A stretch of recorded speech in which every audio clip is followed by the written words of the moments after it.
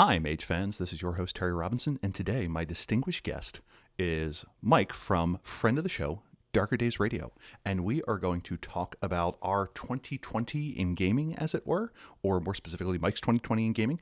If you haven't heard of Darker Days Radio, it is a lovely podcast that rotates between different types of horror topics. It covers World of Darkness, Old World of Darkness, the world of Warhammer or Darkhammer. I don't know what the difference is.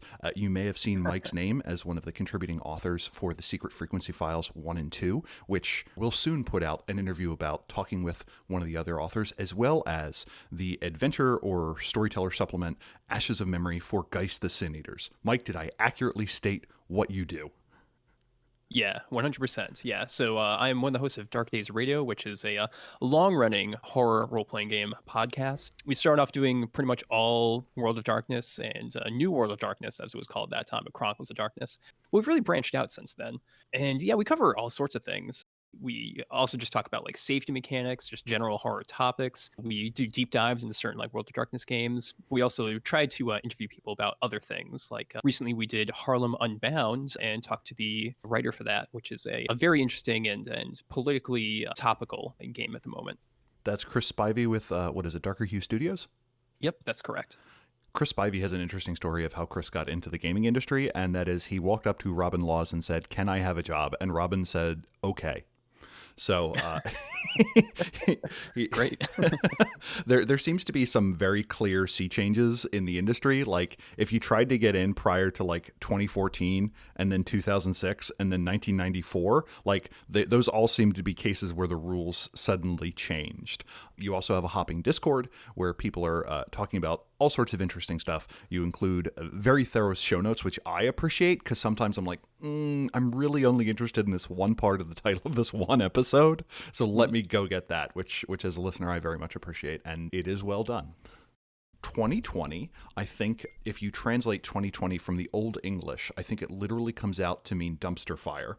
But many of us recovered from that by doing a lot of gaming. What was the landscape, as it were, of your gameplay this year? Oh man, Terry, it's night and day pretty much. 2019 was like, oh, run a one shot here, and then like a couple months go by, run a one shot. Oh, someone will invite me to do like a 3 session little chronicle or something. But oh boy, 2020 has been gaming to the max pretty much. So much tabletop everywhere. We're not really going to talk about it on this episode because we're going to focus on new games that I tried out. But we've been doing through Darker Days and Gehenna Gaming a long running Warhammer 40,000 Wrath and Glory game. That got something like 11 sessions, and we just switched over to Warhammer Fantasy Roleplay, and we're doing the Enemy Within, at least the first book of that multi-book chronicle, which is really exciting. So that's been going, on a fortnightly basis. In addition to that, I have been just trying out lots of new games, playing with some friends, playing with some people online. All things considered, just kind of having a blast with it. So I think that's what we want to talk about a little bit today. And also, along with that, give some inspiration for Mage the Ascension. I found the transition to online play absolutely exhausting. Like, I always storytell. I generally don't enjoy being a player. I just don't find not having omnipotent control over a setting to be enjoyable. There were a lot of games where I'm like, people were like, oh, let's do this every Tuesday. And I'm like, I can't generate plot that fast. We need to slow this. So yeah, I think the other big upswing for me was the number of online conventions. And I am surprised there haven't been more, because at the dawn of 2020, I think we got spoiled because Virtual HorrorCon came out and then OPPCon did their thing. And I thought there was going to be a lot more online conventions, and they just haven't seemingly materialized. And the glory of an online convention is you can try 4 games in a weekend without putting on pants. And for me, the glory of an online game is I can do it while on my treadmill. So when people are like, how is OPPCon? My answer was exhausting, because I walked like 38,000 steps 2 days in a row, and then I like collapsed the following Monday. How did you find the online convention scene? I found it really good. So, which ones did I go to? Or there was the Virtual HorrorCon by Gehenna Gaming, which is a real blast, and I think that was really one of the first virtual cons we really got, and they were real trendsetters with that one, and worked out a lot of the kinks because, oh man, like 6 weeks later or something like that, that's when we had Onyx PathCon, which was a total blast. There was Gen Con Online, which was very professional, very good. But I have heard of some other things coming up in the near future. So there's still going to be some more virtual gaming coming up, tabletop related, and that is pretty cool and rad. And yeah, as you mentioned, it's a great way to just try out a lot of new games with very little barrier to entry. Speaking of games, let's kind of get into that. Before, all the lockdowns happened, we actually did have PAX East 2020, and I was there running games with Gehenna Gaming, who I keep mentioning. They're a really cool gaming experience company, and they focus on doing important conventions like the PAX conventions. They also have their own Twitch stream where they have games running all the time to have examples of play and also just show how long running chronicles can work. And they also have like cool video game stuff and interviews and the like. But we were there supporting PAX East 2020, and I was running Call of Cthulhu there. And this is the first time I ran it. I've actually played Call of Cthulhu before, and I've had a great time every single time I played it. So I figured, you know what? This is it. It's time to get stuck in and just run it. And, it's a very simple, straightforward kind of game, percentile based. It's very skill driven, and a lot of the skills are derived from stats. There's a little bit of math you have to do when you're making up your character, but once you have the character sheet done, it's pretty much a smooth sailing. Very, very simple. And I was running the Necropolis scenario, which is actually, surprisingly, it's a 1 hour long demo adventure. And I had to pad this out to fit a 4 hour time block. It worked pretty well. The pre-written section was a little bit smoother than the stuff that I scribbled down, the weeks beforehand. But it all worked. People were able to investigate, get clues, kind of work through it, kind of peel back the onion of this kind of mystery that was going on. And then they got to the tomb, and the mummy came out. This hideous, decayed mummy, and then it immediately killed a player. So, Terry, are you supposed to kill the players during demos? Is that good manners? I am generally against killing the player unless it is a game where there is a obvious thing the player then gets to do. Like, I am fine if, the mummy has psychically infiltrated one of the players and you pass them the index card that says you want to make this group fail or something like that. But I mean, it is Call of Cthulhu, so death is kind of expected. And the nature of the percentile-based system is like, yeah, you can just flat out fail your piloting roll and the entire group goes down in a plane crash over the Andes or something like that because it's Call of Cthulhu. And like, I really want to have a conversation with someone who has nuanced views on the philosophy of old school Renaissance games, who are like, no, it is not true role-playing unless you can have a rando death out of nowhere. And I'm like, is it? What is a Cthulhu-like mummy? I'm not too familiar with Egyptian like mythology and such, but it was this kind of like giant mummified body. So I guess it was a human, very, very tall human, but its head had been replaced by like a jackal, but it was all like decayed and falling apart. It had like some sort of a weapon and just kind of pounded its way out of its tomb and then started stalking through looking for the players. Killed one, and it was the first person it attacked. And then actually grabbed another player. And one of the fun things about Call of Cthulhu is that there is a luck roll. So the player, after getting reduced down to something like 1 hit point or the equivalent, 1 wound, they attempted to make a luck roll to see if the blood-slicked hands of the monster were like basically made it loose enough for him to wiggle free, which he failed, but he did eventually survive that whole scenario. Yeah, and the rest of the players were able to destroy the canopic jar of the mummy and use the dynamite to escape the necropolis. So it worked out for the rest of them. Yeah, it was just an issue that when the player characters died, I did have a backup plan, Terry. It's actually good that you brought that up. There were supposed to be some extra laborers that went into the necropolis with them, like just the guy that holds the torch or whatever. So if one of the players died, I would have given them the sheet for one of those extra workers who would have then been a cultist who was actually, going to attempt to kind of backstab the rest of the party. Cthulhu and Cthulhu-like systems, when I think about them, it is, okay, we narrowly escaped this mummy. We didn't know that mummies exist. As an aside, I have been a World of Darkness fan for so long that I'm like, how could a mummy be a bad guy? Like looking at Mummy the Curse and Mummy the Resurrection, I'm like, mummies are the best. How do you get that second story arc to be like, oh yeah, you've looked into the face of madness and you have had your sanity shattered. Same time next week? Like, I don't know how that conversation goes. Do you have any insight into that? Like, I tried Delta Green this year, which is basically the same system, except for it says, oh, this is literally your job. That's why you have to keep doing this. Yeah, inevitably, pretty much always my character has died or gone crazy in that one shot.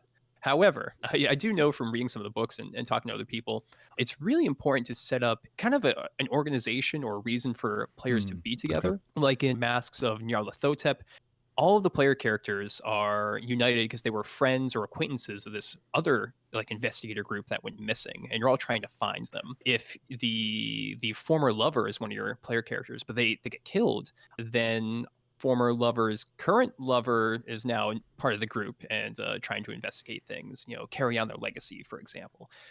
Looking at the system, as you had mentioned, it's percentile based. The innovation that came around in one of the additions was like, hey, your goal is to get under the target value, and if you get half the target value, that's exceptional, and if you roll a 1, that's bloomin' amazing. How did you like the system crunch wise for Call? It's totally fine. There's not too much to write home about. It's very simple. It's easy to learn, as long as you kind of keep magic out of it. Magic introduces a lot of complexities. It's really easy for people to pick up, and it's intuitive. It's just fine. Did you like the sanity system? So the Sanity system is pretty fun to play with, but you have to realize that it is a trope of the fiction. It's not modeling real life. And a lot of people are very critical of the Call of Cthulhu Sanity system, with good reason. One thing I really liked about the Necropolis adventure was that it actually had these, for each of the characters, each of the pre-generate characters, it gave the storyteller a set of predetermined, temporary stress-induced disorders. And they're all written up to basically fit that character, which is really good because usually if you're just playing Call of Cthulhu, rules as written encourage you to roll on a random table once that kind of breaking point is reached. And that can lead to weird things where, like, oh, my character got attacked by an animated bed and now they're a pyromaniac, or they're afraid of frogs for the rest of their life, which doesn't always make sense. I mean, a good storyteller will kind of read through the list. Maybe they already know the list very, very thoroughly, so they'll be able to pick things out on the fly. But having that kind of pre-written disorder really helps things run more smoothly and also fit with the characters. The character that has a real affinity for religion, for example, might have their disorder focused on religious object that they have. It's just a good way to go about it. And if you're playing like a World of Darkness game, which has its own sort of breaking points associated with the morality systems, thinking ahead about what mental illnesses a character might interact with could be a good way to just give some recommendations for a player and kind of quickly move through the gameplay if that happens. Yeah, I feel like in Mage, since Mage doesn't have a morality system per se, which is Mhm. part of what makes it interesting and part of what people may go like, really, this, you're saying this is, there's no morality system and you're telling me this game isn't a libertarian power fantasy? But the idea that quiet, that there are these states mages enter that in Call of Cthulhu, whenever you realize that reality is malleable or not what it seems, that causes extreme stress. What is that like in a world where you are the stressor, and having this whole idea of, so your character awakened in a moment of divine revelation, when your character is under extreme duress, how does that phenomenon interface? Do you start seeing biblical prophecy writ large? Do you see angels and demons around? Do you feel the taint of sin on your soul in the form of paradox or something like that? And just that idea of what does stress do to your character, I think, is something that is under systematized, or at least not enough guidance is provided in Mage the Ascension. So any game that does that, I think, is useful. And I mean, to some extent, it's quintessence, it's paradox, it's quiet. Maybe something random does make sense, that your character is suddenly afraid of frogs. Definitely having that big list and having the random table is pretty useful in a lot of ways. I think just doing your homework ahead of time, I think, is that's kind of what I learned from this experience. If I run Call of Cthulhu again and I have pre-generate characters, I'm going to just think about, all right, what is their stress point going to be? How is that going to manifest in this game? And Do you like the, what is to me the huge power disparity in Call of Cthulhu? Do you think that is attractive, that you, that you oh are yeah, the ants trying to take down the human that can step on your anthill? I mean, I prefer that your ants that are just in a horrible situation that you don't understand and you didn't mean to be here in the first place. I think that's the fun thing in a lot of ways. Okay. Sometimes the investigator is going out trying to figure out what's going on with the mythos, but more often than not, they're just kind of regular schmoes that are kind of wrapped up in a horrible situation. And I actually personally I like that in a lot of role playing games. I like being the poor blue collar guy who's just like in over his head. Warhammer Fantasy Roleplay I mentioned before is really awesome for that. You roll up and you might start off as just a peasant. You're just a peasant who's in this horrific adventure. It's a really great way of running games. I actually ran a World of Darkness game. Oh gosh, I can't even say the name on this podcast. It was a World of Darkness Romani Okay. game. It was years ago, and all the characters had the bare minimum for their physical stats. They're all really, really weak. And of course, if they ever ran into in this game, a priest with a gun or a Pandoran in the basement, they had like no way of really fighting it off, and they just kind of had to run. It made the game really interesting because the players couldn't really rely on their strength or just punching the enemy. They really had to use their brains to try to figure out the situation. Yeah, I think that is something in Old World of Darkness that is a potent vein for both like gritty realism. Fights are often very short, very brutal, and healing times are Mhm. long. And also the fact that there are a lot of antagonists in a lot of these games that, to slightly, I think, misquote B. David Walters, that in his mind, the hit mark is not the sign that you need to stand and fight, it's the sign that you need to run. It's kind of like Mhm. encountering the agents in the Matrix. Your goal is to bolt. And it Yeah. seems like a lot of games fail to have that as an option. Do you Mhm. have any experience with the weird creatures that come out of the Cthulhu mythos? I mean, Call of Cthulhu specifically, they are usually very powerful and they're going to mess up your day. But it's actually interesting that you brought up D&D, Terry, because while modern D&D is all about fighting stuff in the dungeon, a lot of older D&D considered combat, despite it being such a large part of the rulebook, combat was really a failure state.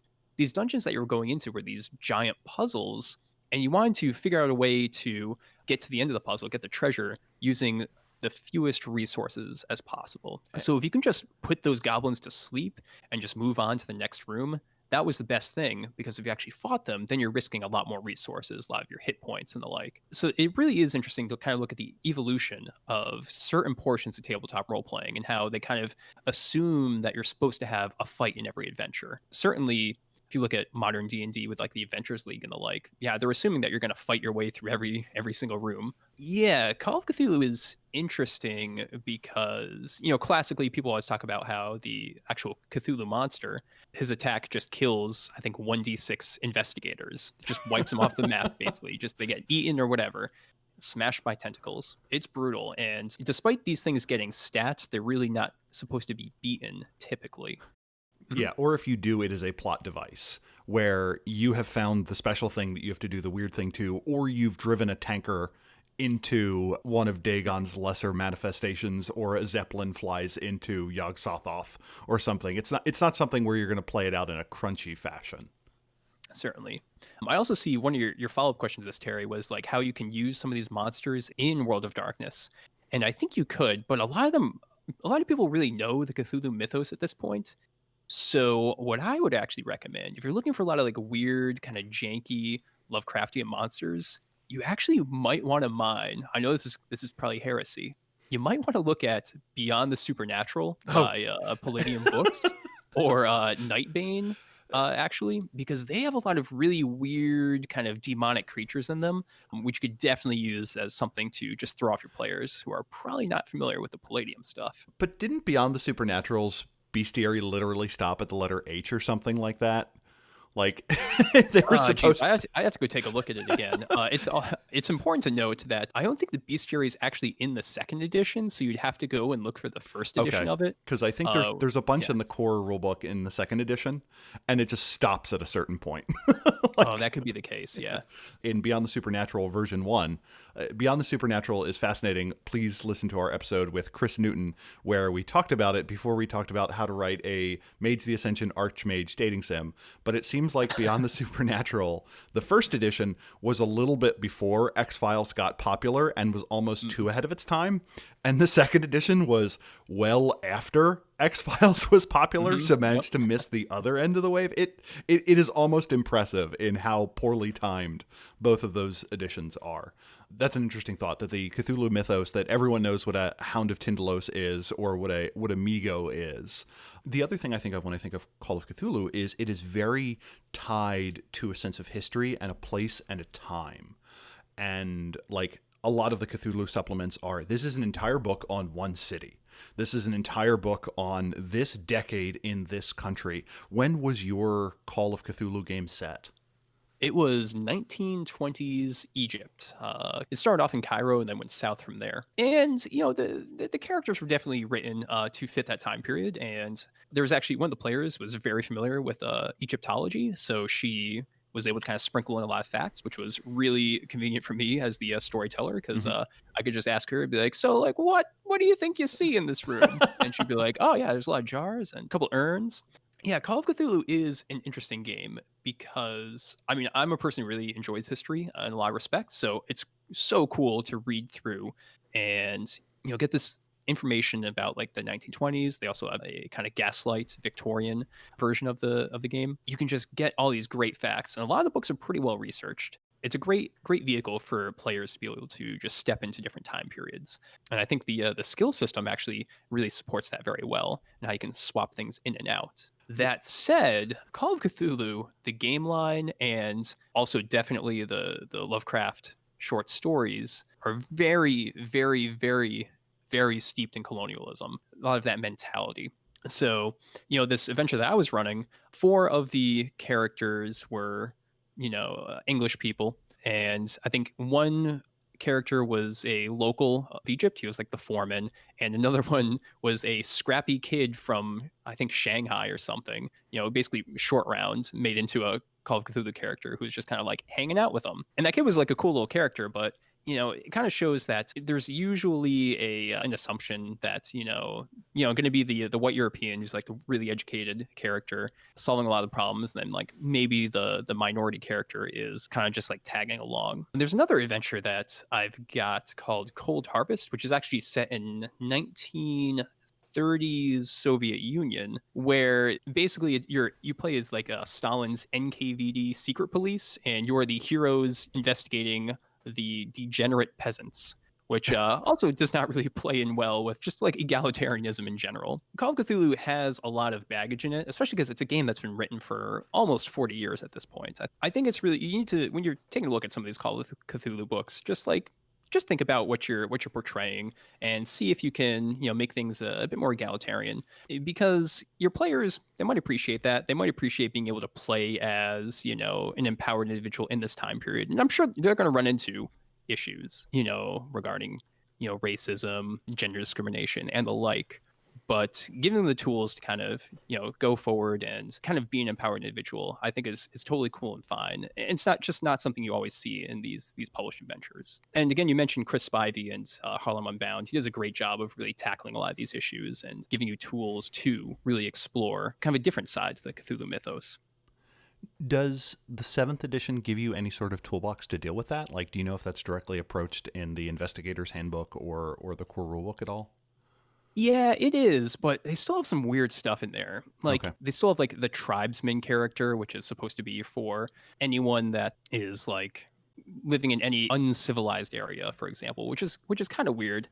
I think like they also get drive, which is kind of doesn't make any sense. Everyone in the game can like drive a car. I'd have to go check that. Yeah. Um, but yeah, seventh edition definitely is more cognizant of it than previous editions, and I think a lot of the newer adventures coming out are also just trying to tackle things a little bit further.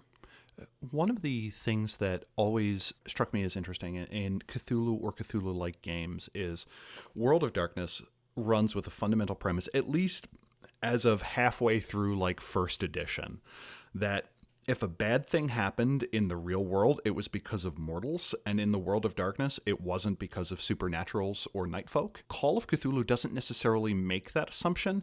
It seems like a lot of the Cthulhuoid games are perfectly comfortable saying, oh no, it wasn't due to amphetamines, it was due to sacrifices made to Azathoth that the Blitzkrieg was functional. Do you have any thoughts on setting games in worlds where historical events did have supernatural causes? Do you think that is just something outside of what we should have in our games, or do you think there are games where that is not unreasonable? I prefer the World of Darkness approach, and that's Hmm. usually the way I assume things at this point. I've never really had an overriding like desire to run a game that is like Hellboy or Modiphius's Octung Cthulhu, Yeah. which have those kinds of assumptions baked in. I just don't see the value of that kind of revisionism. It always struck me as one of those things where I am super interested in a NPC mentioning that as their like crazy Mm, theory, that it's like, oh, obviously that the Soviets were actually a technocratic plot of the NWO going too far or something like that. But that not even being the truth in the game world, but that is something that in the same way that our reality has conspiracy theorists and crackpots and people coming up ooh, with yeah. alternative histories. Jeez. I mean, I don't know, Terry. I mean, according to Rage Across Russia, the Soviet Union was an experiment by Clan Bruja Oh, was it? in 1917. Yeah, actually was. Oh, It was a they overthrew the Ventru that were with and the Ventru and I guess the Silver Fangs that were with the czars. It was not very well thought out. That was a okay. problematic book. So let me update that to as of middle of second edition forward, because Rage Across Russia was like 94. Mage Yeah. also has a few of those in first edition. I think my favorite two were one suggested that America was a paradox backlash. What? Yeah, that a syndicate NWO attempt to overextend the mercantilist system, plus some ivory tower theorists thinking about, hey, could democracy work, resulted in the paradox backlash that was the American Declaration of Independence. It's Huh. not, yeah, it's this weird little 2 paragraph sidebar that's like, by the way, and I'm like, okay, well that I exists, mean, carrying huh. on. I mean, in the context of Mage, that is interesting to think about at least. I mean, it's not saying that it wasn't mortals couldn't do this. It was saying that there was a paradox backlash that opened up the possibility for it to exist permanently. I mean, I think that's how I would go Yeah, around with it. there's this interesting interpretation of history in that you just kind of put this magical layer, but not even mage layer on top of it, where you talk about things in terms of paradigm changes, like when the Columbian Exchange starts, and that is a fine way to talk about it. In the same way that like Alan Moore talks about himself as being a wizard, his workings just happen to be comic books, and you're like, I don't know on what level this is real, but I get a comic book out of it at least, which is better than most seemingly contemporary people claiming that they have access to magical powers. So there's that I'm not quite sure what these words mean anymore, but it's fun to think about aspect to it. And Yes.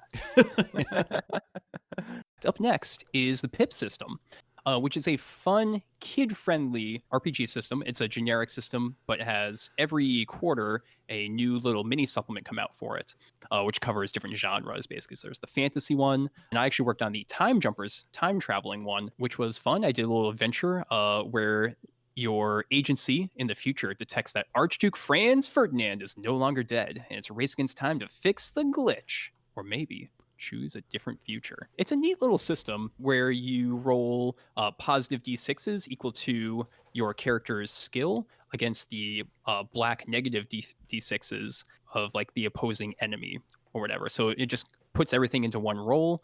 You don't have to like add up attribute plus skill. You just grab one.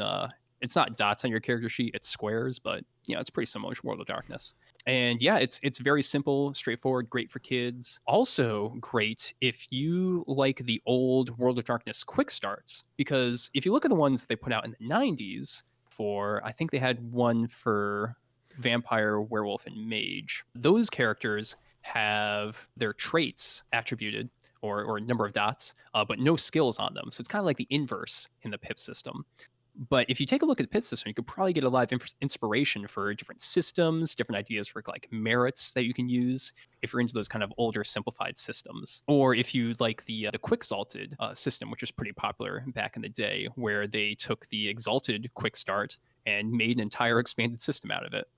yeah, where you just had physical, social, mental, a bunch of spheres, some health points, and you just kind of ran with it. And that is kind of what the PIP system you're saying is at its core. Yeah, basically. I don't think they were really looking at those quick starts for the inspiration. It's just kind of an interesting way that it developed in parallel to something kind of similar. What makes a game kid friendly to you? Think it's just simplicity, accessibility, and presentation. The pip system has, small character sheets, which are, just easy for people to carry around, to write up really fast. The artwork in the game is, just kind of in the base core book, at least, very fun, shows a lot of diversity and the like. There's no real like major discussion of violence, let's say, fighting is kind of abstracted when it does occur. And there's not too many like guns or anything like that. So I think that was the kind of the intent, was to make it so that there was, nothing to like concern parents and the like. I mean, I spent much of my youth looking at AD&D source books and BattleTech books, which had a lot of guns and stuff in them. But some parents don't really like that for their, Yeah. their young kids. There was this one time I was getting driven home by my father from the game store, and he was like, "Listen, son, I just wanted to talk to you real quick. There's no like demons in any of these games you play." And I'm like, "Yeah, okay, don't tell him about those Chaos Space Marines and Warhammer and all the demons they summon." No, Dad, nope, it's all perfectly legitimate, totally Christian. The pip system, there are continual setting updates, or at least periodic content comes out for it. Each Mhm. one kind of has a different theme or motif or an idea behind it. It uses the simplified core setting. So maybe if we have a listener that's like, hey, I have some kids that I want to introduce to a game, or other friends that would like to give it a try that really eschew crunch in any way, shape, and form, this seems like an acceptable starter. Oh yeah, it definitely is. And each of these little supplements that they put out also has an adventure in it. So there is plenty of modules you can definitely take a look at and run. I also like the idea that if this is ostensibly written for kids, and one of the first ones is like, so Archduke Franz Ferdinand is no longer dead, like, So that's a setup that I like. it is. It's pretty good. I also had to put in the a couple paragraphs about like, so if you're running this with kids, maybe don't have assassinations and murder in this. That one actually is a much more mature adventure, simply because of the subject matter Oh, okay. of someone being killed, and your player characters have the option of murdering as well. Kids need to learn about death eventually, so I think that's perfectly Indeed, reasonable, as well as the indeed. difficulty of dealing with tuberculotic Serbian separatists. I think those are both Hmm. vital life lessons to learn. Going into games that are much more grounded in reality than this time traveling game you were talking about, Exalted Third Edition. Oh I, my gosh, a system that is so realistic it's so that crunchy. So like when you pick it up, you're like, this is like real life. oh my gosh, the realism is overwhelming. There was a period, I don't know if you were paying attention to RPG.net in like the mid aughts, Terry, Oh but no. people were trying to hack Exalted Second Edition to like every single game. That was the new hotness. And they're like, oh man, I really like Cyberpunk 2020. How do I hack it to Exalted Second Edition? And there were so many threads about that. It was a wild time. It seemed like that was an era where it was like, what game system can we turn into what other game system? Because Hmm. I didn't RPG too much in the 2000s. I CCG'd a lot. I CCG'd a lot in the 2000s, and have only come back to the hobby maybe 2016 forward. Basically, the moment where I missed all of the X20 Kickstarters and really cool, groundbreaking games, did I decide to return to it, and now I'm scrambling to find like used copies on eBay. The sheer amount of ink and keyboard spilled coming up with 2E hacks that I've stumbled upon is non-trivial. And this was an era when someone would be like, "Yeah, this is my homebrew system," and it would be like 175 pages. Oh This yeah, those are the days. it I guess I would describe the setting as Magic plus late antiquity plus post apocalypse plus attempting to be generally non-western. How did you Mhm. find it? Well, I actually played both first edition and second edition. Ooh. So playing Exalted Third Edition with friend of the show, Chaz Kellner, Gen Con Online was a huge blast. And he's an outstanding storyteller. I'm sure he's been on the show before and probably talked about his Story Told podcast and Systematic Mastery of Everything podcast. Did I Systematic get that right? understanding of everything. Boom, there we go. Yeah. Yeah, so he's very well versed in this setting, and we played the Tomb of Dreams demo scenario, the jump start that you can find on Drive Through RPG, and it actually is a really great scenario, which really highlights the tragic history of the Solar Exalted, the mistakes that they made in the past, and how they're having to come to grips with those in the present.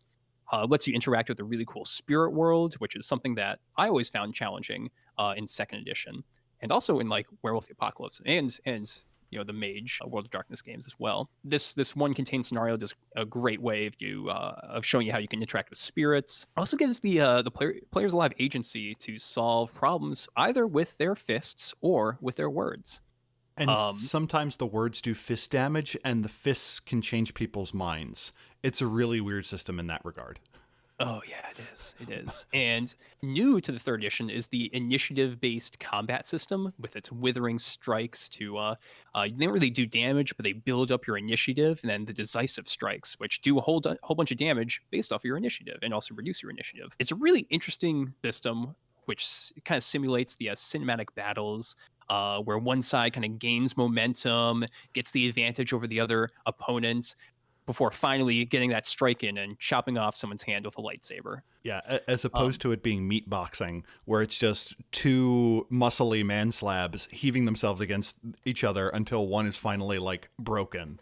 I think this initiative-based combat system is really interesting, and you could use it in the World of Darkness. I'm not sure.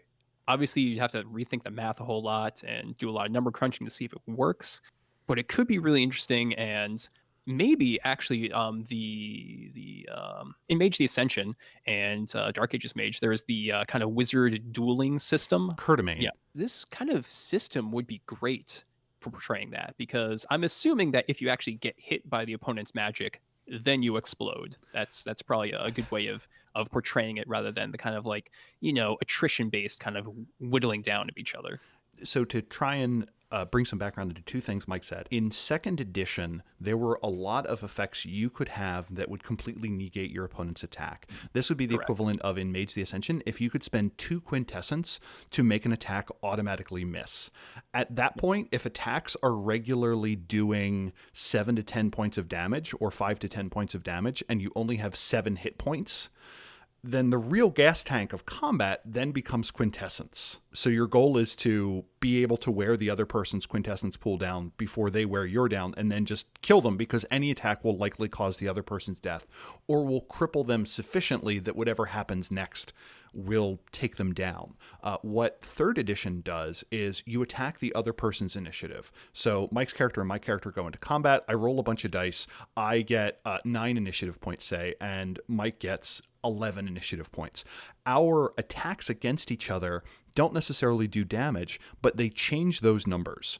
And once there is a sufficient difference between the two, there are a whole bunch of mechanical effects. Like if Mike can get my initiative down to 0, I'm in initiative crash, so it makes Mike's next attack much more potent against me. That represents me kind of being on the ropes.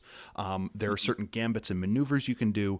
And whenever you try and do damage, you sacrifice a whole bunch of those initiative points to do kind of this real attack, as it were. So it is one of those things where you can try and get something in early, or you can wait for there to be a clear opening, or you can try and overwhelm someone. It leads to a bunch of options and works very well for any time that you want very dual style combat interactions where it is a small number of decisive blows. And the rules for Curtimane, to me at least, in Mage are, what's the word I'm looking for? Boring. In that you're All right, fair basically, enough. you're kind of attacking someone else's quintessence pool, which is interesting. And I agree with you. It would require a little bit of rethinking, but it's a system that you could just plop down. Or if you have a Mage Chronicle that has that wuxia or Hong Kong action aesthetic to it, where you want fast-paced action with periodic decisive blows, it is something that you can pick up and drop in. It results in probably more rounds of combat, but on the plus side, a lot of times you're rolling against static defense values and such, so you don't have like, okay, roll for soak, okay, roll for defense, okay, roll for... They're just values that you need to overcome.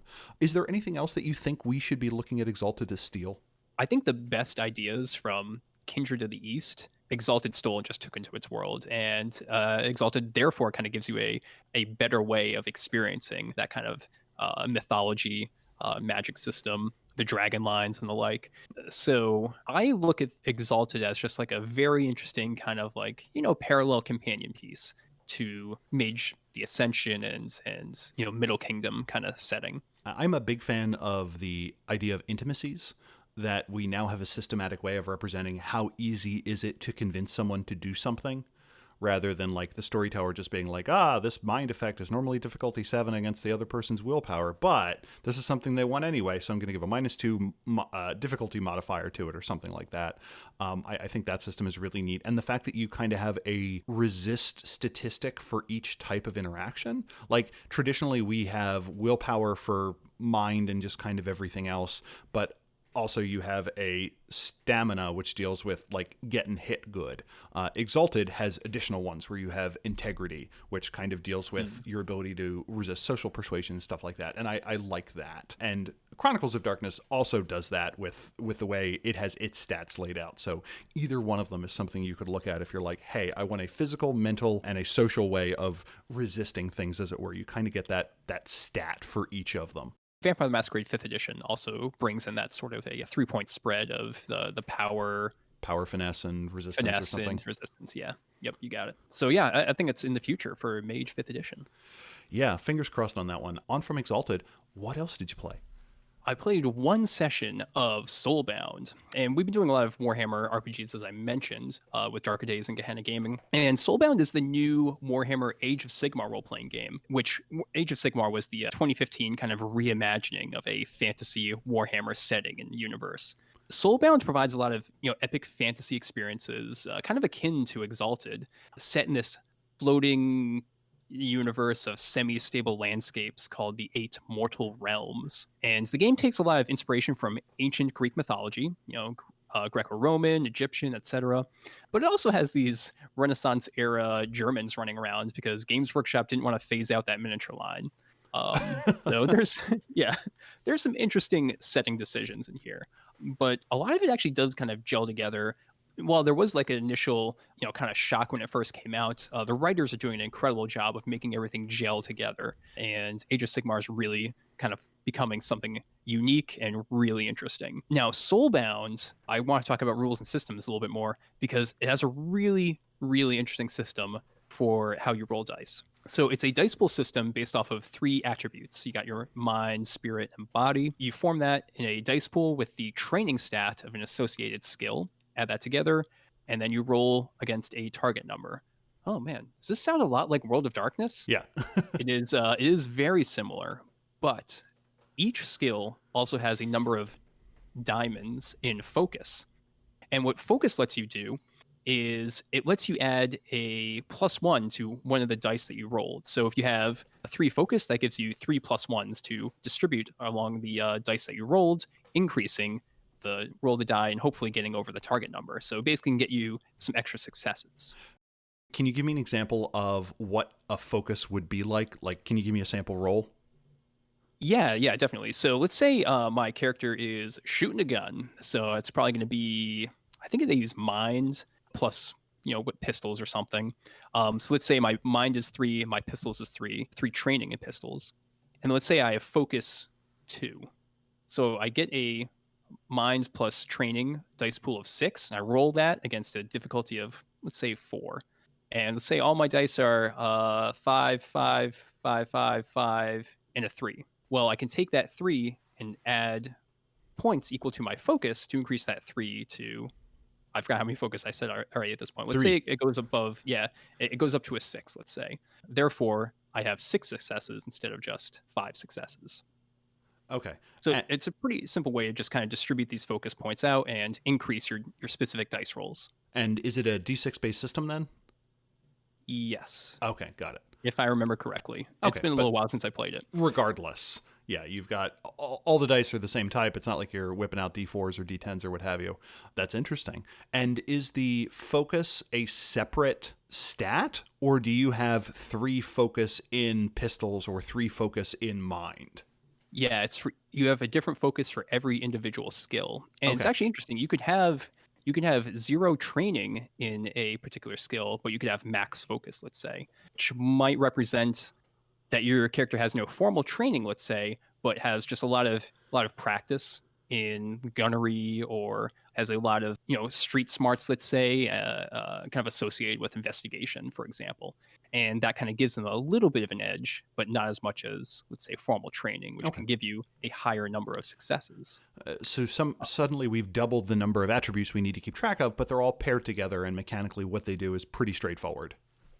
Yeah, certainly. And, if you look at it mathematically, the training is always better to put points in than focus Hmm. in the system as it stands. I think they might expand upon it a little bit with some supplements, but in the core system, training is basically always better than focus.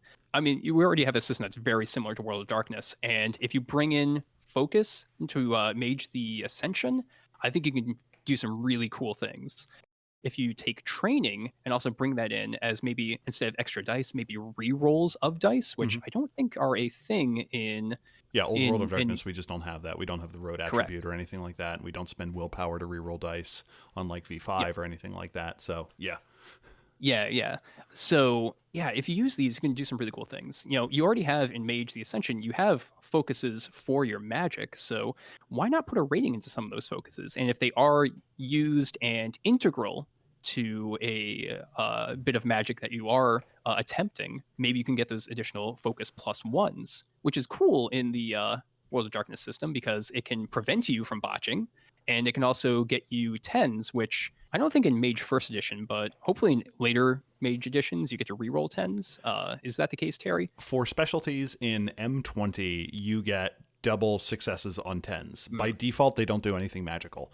But Okay. one of the things you mentioned is something I really like. One of the interesting mechanical things that Changeling does, and I guess Vampire does implicitly with things like automatic successes, is Changeling, depending on what type of Changeling you are, there are certain things you just can't botch on Mm. because it is woven into reality that you cannot make a she look stupid or you cannot make a puka tell the truth or something like that. And I always liked that there were just these like metaphysical bands that were woven into reality. And having a focus system like that just makes it so like Jim the Fire Mage never botches with fire because he's Jim the Fire Mage. Like Hmm. that's his deal. So the moment you add focus points to it, and I like the idea that like, hey, what's the difference between this and a difficulty modifier? Well, it prevents a botch, and that can be some interesting design play space because right now the only things we have in Mage to reflect this are we have personalized foci, we have unique foci, and that's about it.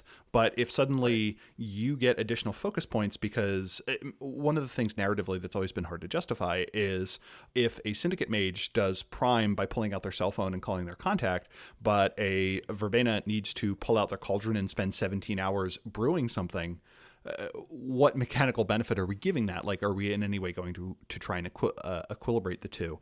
And if we add this focus system in, suddenly you can be like, okay, your cauldron automatically gives you 5 of these focus points.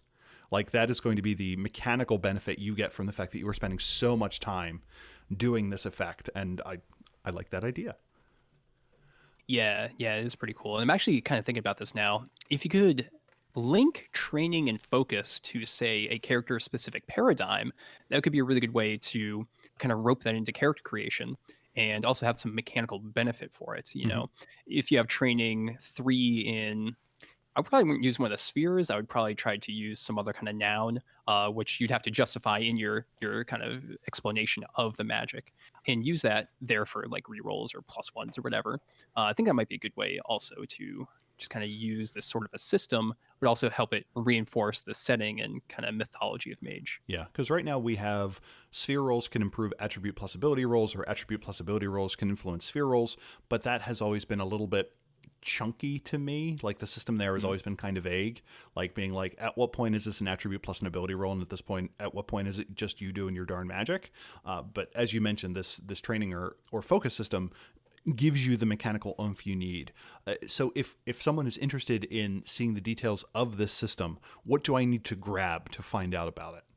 Yeah, I think there's only the core book out at this point, so that is the one place to go. I don't think they have a starter set out yet, but if there is one, that might be a cheaper way to just like grab the PDF, let's say, and just kind of see the basic system. Hmm. But yeah, it's Soulbound from Cubicle 7. Neat. Now we're getting into the long tail of games Mike has played. Genesis, you have listed, is a game that I know as being the generic version of the modern Star Wars system or the most recent Star Wars system. What is Genesis and what did you do in it? Yeah, so it is a generic system based off of, as you mentioned, Star Wars, but also it was originally kind of developed from Warhammer Fantasy Roleplay 3rd Edition when that was published by Fantasy Flight Games. And the intent of this system is that every die roll tells a story. So You may have seen the funky dice for Star Wars or Genesis. And basically, you develop these from your attributes and stats, roll them up, and they come up with different symbols which equate to basically your basic like success and failure. So you make a summation of successes minus the failures, and if it's positive, you succeed. If it's negative, you fail. If it's zero, then you have to talk about it. But there's also advantage and disadvantage, which you take a similar summation of. And you can also get these kind of epic triumphs or kind of critical despairs, which can have really, really major influences and epic results, or they can also be kind of like a botch, essentially. But the kind of cool thing about this system is that when you roll these, you can end up with a success. You have more successes than failures. However, you have a major disadvantage to your roll. And you can explain that, oh, you strike the enemy, but you've left yourself exposed, for example. So it is a pretty cool little system.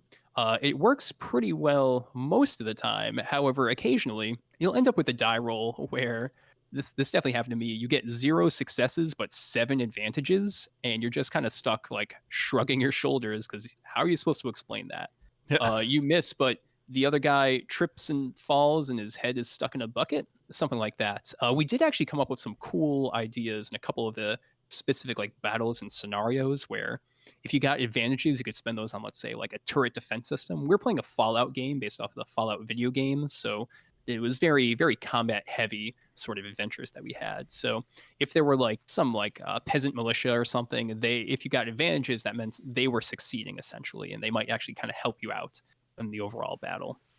And Genesis is a generic system at this point, so it is kind of built for that reskinning that you made mention of, and they have an expansion book for it.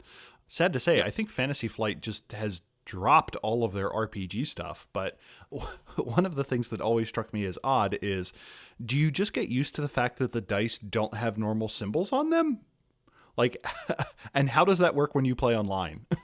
We were playing online, and we're using a Star Wars dice roller, so it kind of interpreted everything for us, which made things a lot simpler. In the old Warhammer Fantasy roleplay. So what I mentioned, that system, Genesis has 6 symbols total, which is pretty easy to keep track of. The epic failure and epic success, those are very complex symbols. Success and failure are just kind of like not too detailed, and then the advantage and disadvantage are the least detailed symbols. So you can easily kind of keep track of it that way. The Warhammer version had, I think, like 11 symbols, and they were not very intuitive. Like, this is a hammer. This is a hammer with 2 pluses next to it. This is a teardrop. It was a pretty wild time with that version. But yeah, I think Genesis itself is pretty accessible. I don't think it would take that long for people to pick up if they were rolling the actual physical dice. Okay, got it. Okay, now I'm looking through these dice because I see that they go from, it looks like they have a D6, a D8, and a D12 of different colors.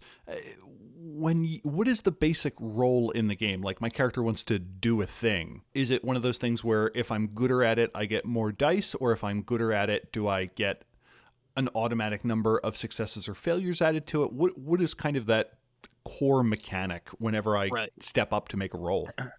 And that tells you your stat. So you take your stat, and that's how many dice you have.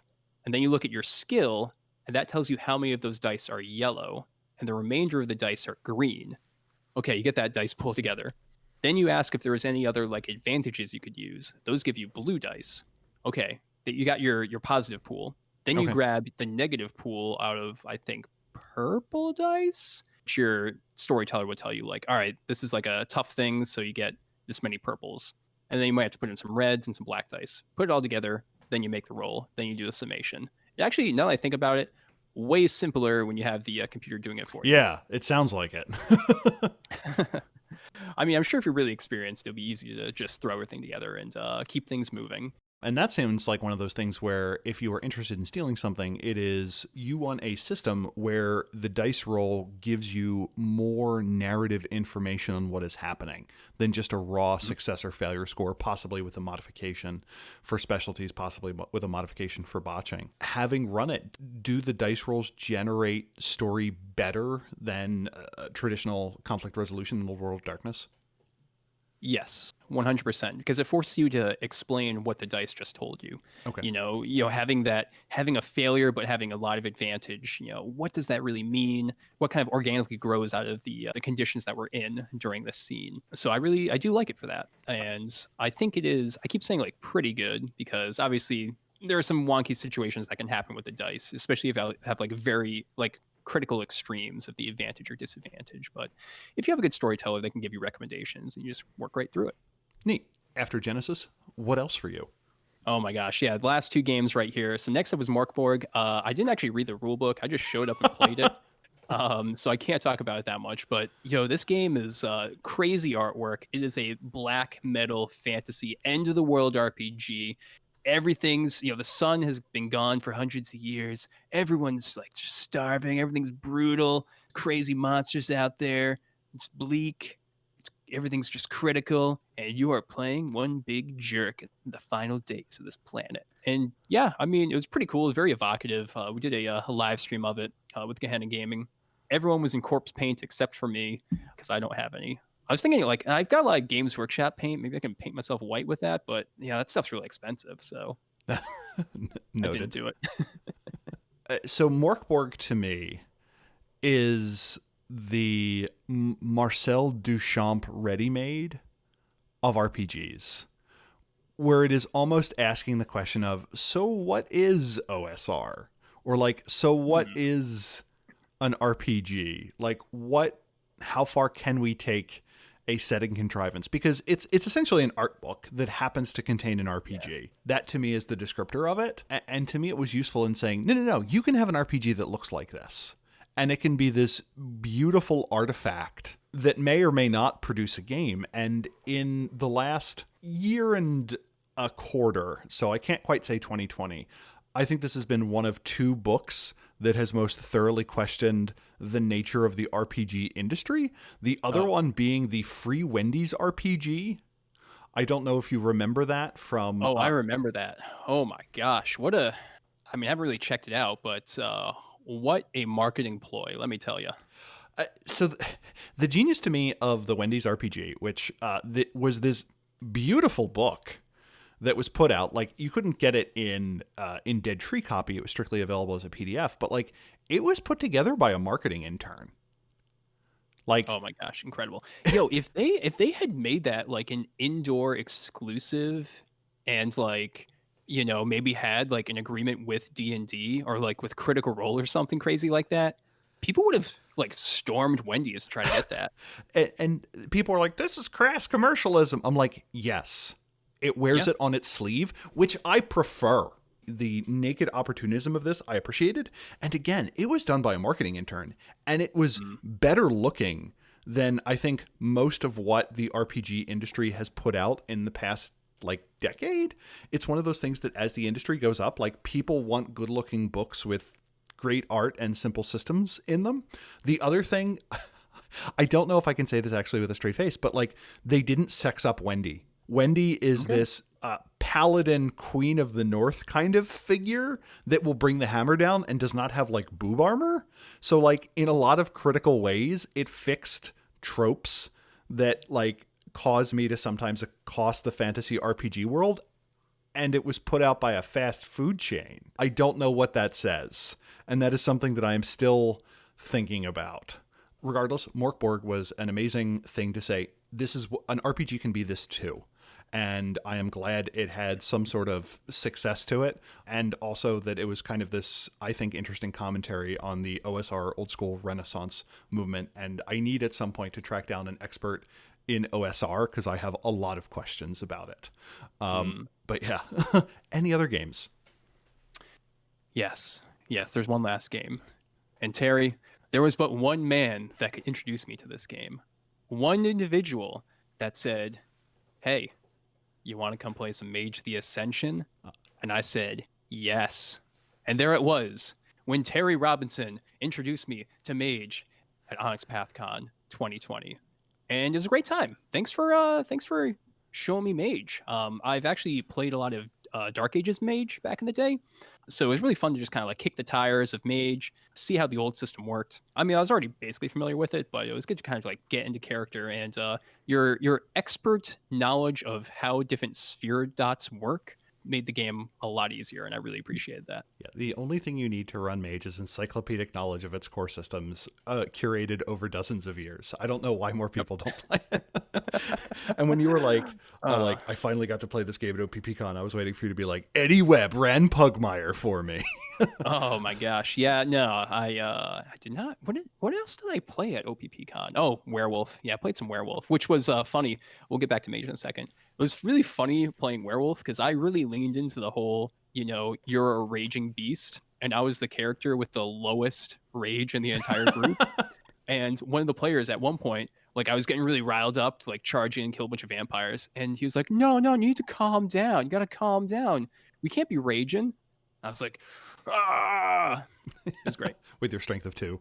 It was a good time. Or 4 Yeah, in it was Krynos form. I probably was the weakest. I got really messed up in the final combat of that game. But let's get back to Mage a little bit because, yeah, it was real blast, Terry. Your venture was interesting because there was like it was like 3 or 4 different adversaries that we were trying to hunt down, and we as the party got to choose basically which adventure we were going to play as we role played that as like the first scene, which is pretty neat.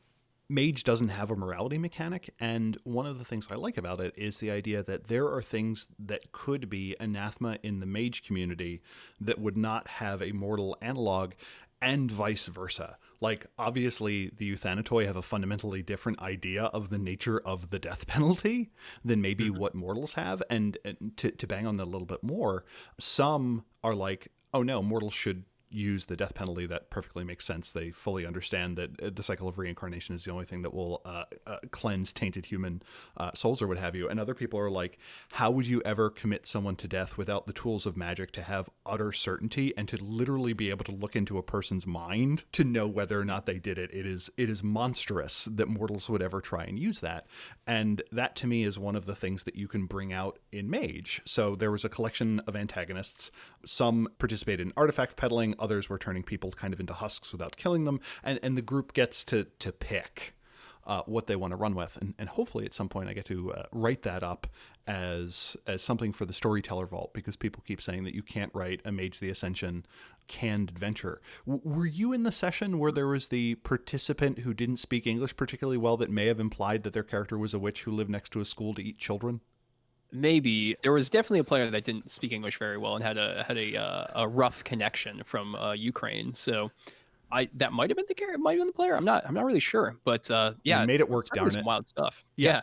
Yeah, we definitely did. And- We definitely did. Yeah, it was interesting. Now you can't write canned Mage adventures. I Pardon me. completely disagree with that, and I would definitely encourage you to write this up, because you'd actually be writing up a canned 3 or 4 adventures, Mhm. which gives people a lot of options if they want to go ahead and have a I guess you could probably place these antagonists in any city you want, but you could hang around that city hunting all of them down, and maybe even the order that you hunt them down in could have some effects on the kind of like final target of Mhm. your adventure. It could be really cool. Yeah, and once my next professional exam is done and I have the larder of back episodes stocked up, I will attempt to have that exist in the world. It was interesting seeing how it changed from run through to run through. I got a lot of very good feedback, which I certainly appreciated. You had a very novel solution of how to take out a whole bunch of wraiths by sinking a boat, which I thought was kind of cool. And I'm like, okay, that needs to make it into the final thing.